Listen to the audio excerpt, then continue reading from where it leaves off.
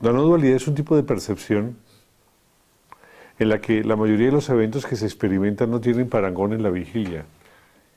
Y esa es una de las dificultades que tenemos para poder entender el proceso y el funcionamiento de lo que allí opera y ocurre. En la no dualidad, el mundo como se experimenta, el constructo que aparece, no tiene una representación que sea frecuente en la vida cotidiana nuestra. En cambio, el mundo onírico tiene una representación que sí tiene cierto nivel de frecuentividad en nuestra propia realidad vigílica. Entonces el mundo onírico, por más de que sea extraño, por más de que sea, pues, o simpático, o simplemente extraordinario, o simplemente sorprendente, no deja de mostrar alguna condición o una serie de esquemas que podemos entender o plantear como posibles o válidos en vigilia. No así pasa con la no dualidad. La gran suma de eventos que se experimentan en la no dualidad, el constructo que allí aparece, no suele tener una suma de parangones en vigilia que permitan en vigilia reconocer con claridad o por lo menos dar a entender lo que allí pasa, lo que allí ocurre.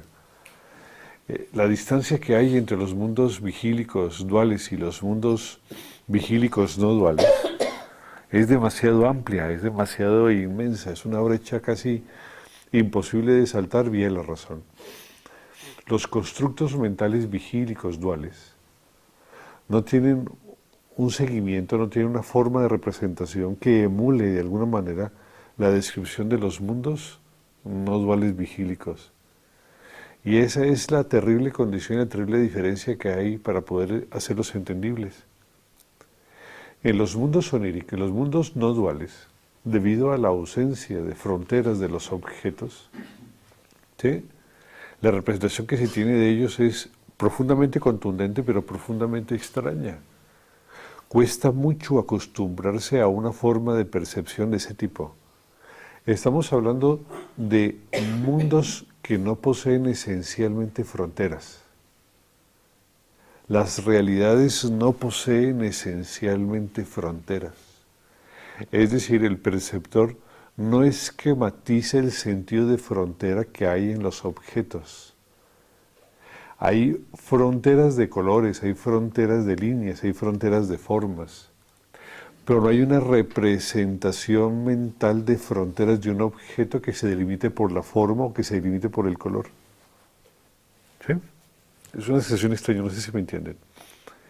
No se niega la posibilidad de que hayan colores, formas, geometrías, sensaciones, pero este tipo de circunstancias no determinan un sesgo, no determinan una frontera con respecto al perceptor que las conoce. Es decir, las cosas no son por el color o por la frontera de color que se delimite, las cosas no son por la forma geométrica que se represente a la luz del perceptor, sino que las formas, las características son unas condiciones propias de los eventos, pero sobre ellas subyace la no diferenciación.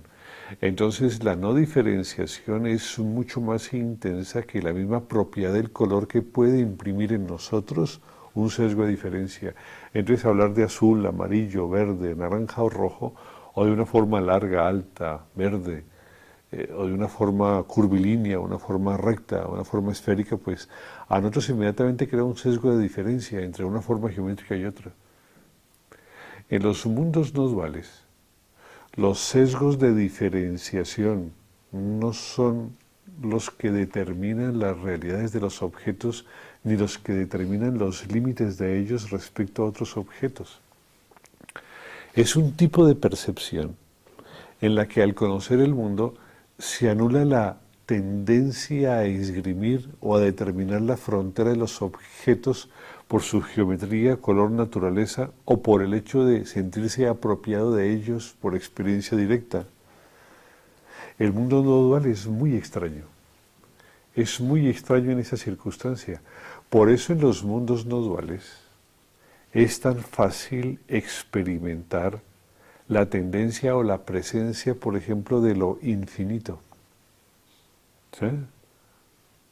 Aunque hayan muchos eventos, aunque hayan infinitos eventos o innumerables eventos, se puede, por ejemplo, experimentar la tendencia a lo infinito o la tendencia a lo eterno, la tendencia a lo absoluto.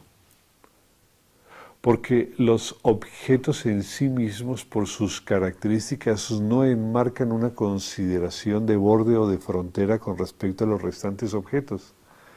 El sentido de la experimentación de los bordes o de las fronteras empieza a desvanecerse, al igual que los bordes y las fronteras de las gotas de agua se desvanecen cuando ella está acopiada en forma de río, en forma de mar o en forma de océano.